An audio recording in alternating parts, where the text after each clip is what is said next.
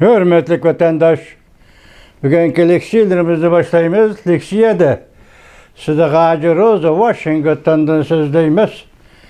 Bugün çislağa 2021 ayının 28.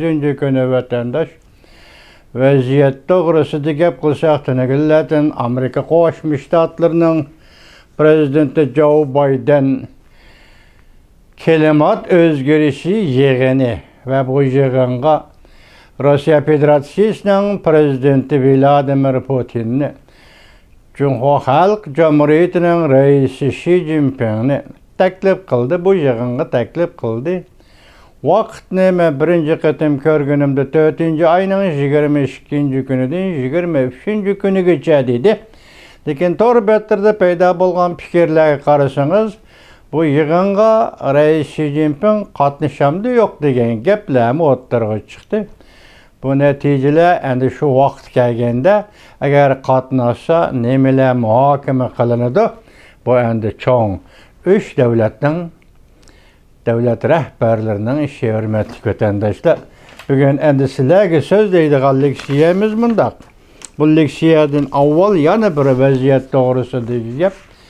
Hozir Cumhuriyet Halk Cumhuriyeti hukumatining ichki qismida balki hukumatning kuch ko'rsatishi bilan hurmatli vatandaş, hozir Jungo fuqarolari, ya'ni Jungoda setavelish kuchi desangiz, bu Shvetsiyaning 1947-yili qurilgan H&M şirketining mollarini yoki Jungoga import qilingan, eksport qilingan degandek mollarini boykot qilish harakatini qo'zg'adi.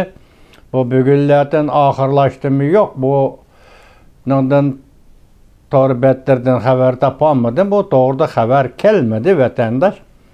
Bu dünya boyunca ikinci derecelik mi, birinci derecelik şirket iken bunun mahsulatları paxta to'qimachilik mahsulatları. Çünkü Shvetsiya o'tgan yilida, Shvetsiyaning bu şirketi o'tgan yilida Şinjandan yoki Uyg'uristondan, mustamlik Uyg'uristondan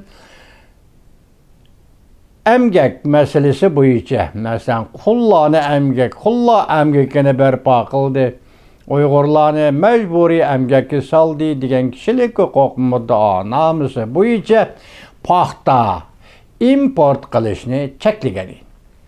Shuningga munosabatli hozir endi Jungo hukumati shu shirkatning H&M şirketining tovarlarini setib olishni hozir jiddiy boykot qilish beshi turibdi. Lekin bu ish dünyada intayin ağır ta'sir paydo qildi. Shu sababli hozir torbetda tunigillardan paydo bo'lishicha Amerikaning Amazon şirketi, masalan Jungoning mahsulotlarini setib chiqaradigan Amazon şirketi Jungo mollarini boykot qildi yoki shkafdan tushirdi degan xabar keldi.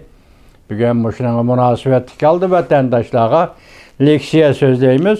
Birinchi leksiyamiz bundaq. Leksiyaning beshidagi leksiyamiz vatandaş.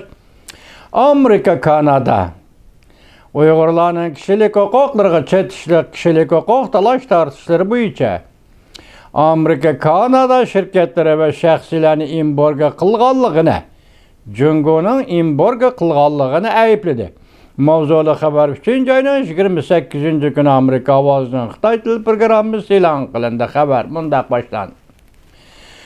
Washington seshanba günü, yani 3-oyning 27 günü Amerika Qo'shma Shtatlari Uyg'uristonda Uyg'urlarning kishilik huquqi masalasida 2 nafar amerikalik diniy e'tiqod huquqini qo'g'duvchi amaldorlarga ve 1 nafar Kanada parlament a'zosiga Jungoning embargo yurgizganligini aybladi.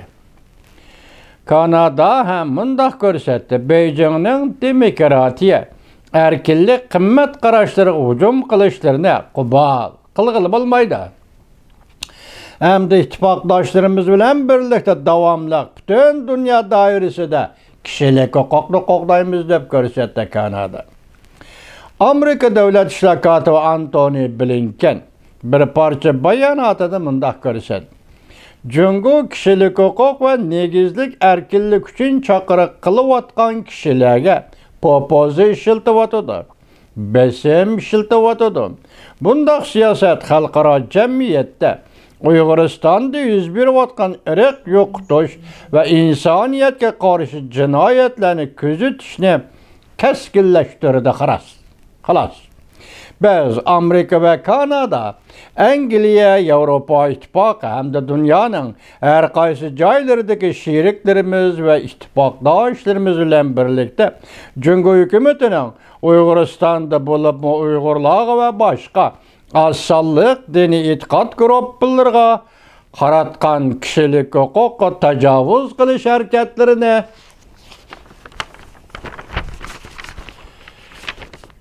to'xtatib, xohlagancha qo'lga ilingan, nazarband qilingan kishilarni turmadan qo'yib berishga chaqiriq qilamiz. Kanadaning vaziri Trudeau shanba kuni Twitter orqali Beijingning Kanada parlament a'zosini embargo qilganligiga javob qaytardi. U mundaq ko'rsatdi: Jungoning embargo qilishi ochiq oshkor bo'lishga fikr erkinligiga qilgan hujumdir. Jungoning embargo qilishi fikr erkinligiga qilgan hujumdir. Ular bizning demokratik siyosiy tuzumimizning yadroliq qimmat qarashlari edi.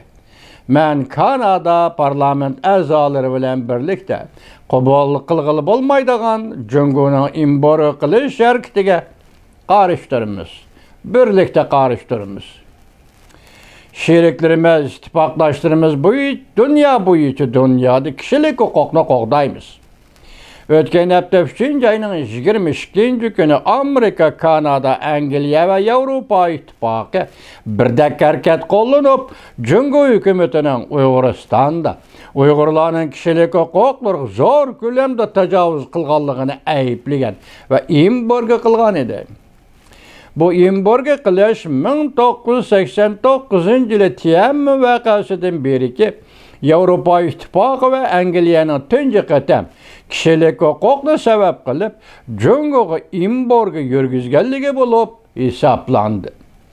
Ondan başqa Avstraliya ve Yeni Zelandiya bayonot e'lon qilib, Amerika ve Avrupa İttifakıning qo'l tutishib Jungoni embargo qilganligini qo'llagan edi.